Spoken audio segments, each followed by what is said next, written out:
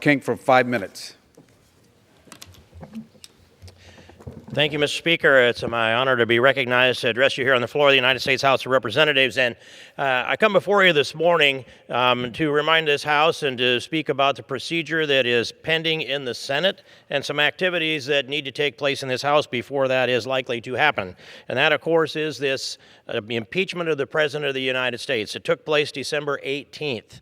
And we will be waiting nearly a month before the articles of impeachment could be transferred over to the United States Senate, which would then begin the enactment of a trial, and hopefully a fair trial, with an opportunity for the President to defend himself over in the United States Senate. I was here in this city for 3 days of the impeachment hearings before the House Judiciary Committee in 1998.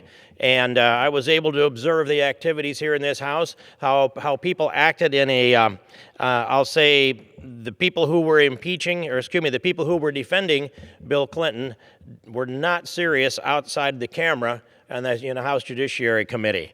And here we have an impeachment that's been brought forward on 2 different charges, and we've watched as from the beginning, from clear back in November of 2016, this discussion about impeaching the President of the United States began. It began on November 9th, when the first Democrat stepped up and said, we are going to impeach this president. We had people that ran for office to get into this Congress that announced we're going to impeach I can't put those words into this congressional record, Mr. Speaker. So this has been a driven agenda, and it began as soon as the other side realized that Donald Trump was the duly elected and legitimate President of the United States. And there's 2 reasons that this impeachment has taken place here.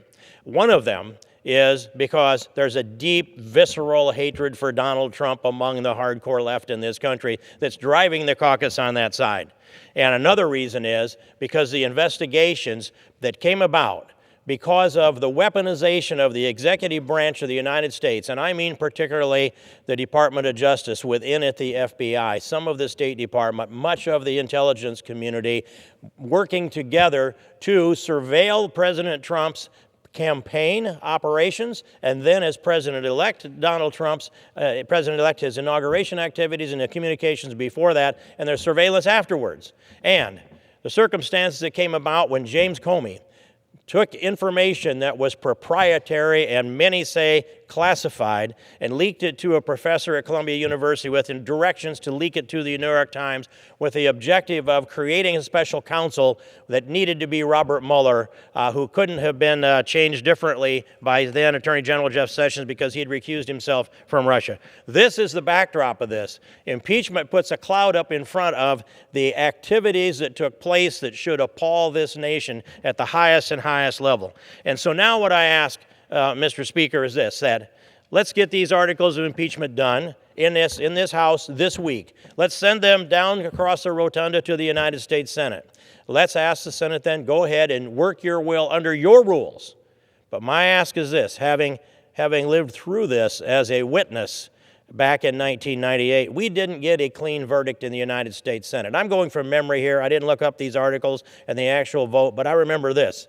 The public never knew from each senator whether they believed that President Clinton was guilty of the various charges that were brought before him, all wrapped up in one question. If he's guilty, is he worthy of being removed from office? When you package those things together and you had Democrat senators defending Bill Clinton, they said, well, I didn't have to wonder if he was guilty because if he was, it didn't rise to the level to remove him from office. I'd like to know, and I think the public wants to know, and I think it is a constitutional duty of the United States Senate to give us a verdict. Did the president actually obstruct Congress? Did he actually abuse power? And what were the definitions of those things? They're not crimes. What were the definitions? Let's find out the judgment of these senators, yes or no, guilty or not guilty, and then the next question is, should he be removed from office? I say not. I didn't see the evidence here. I don't see any crimes, and there have been no crimes.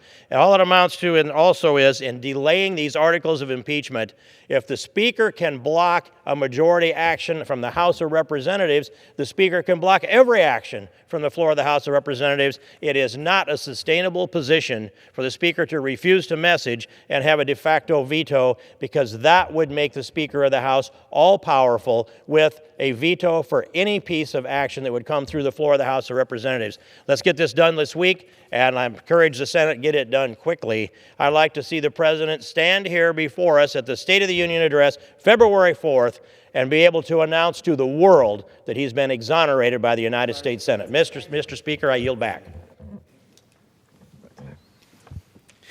Pursuant to Clause 12A of